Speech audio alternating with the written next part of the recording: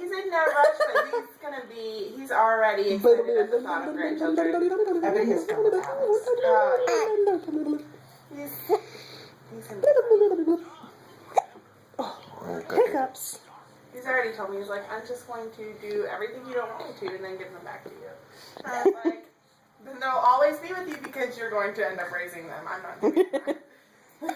They will be your If you problem. want to backtrack on my work of art, that's on you. Now that's your responsibility. Your work of art.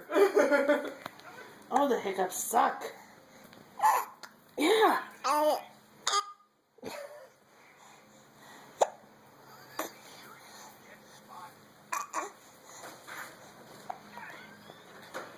Hey, you think those little hoodlums are gonna steal out of my car?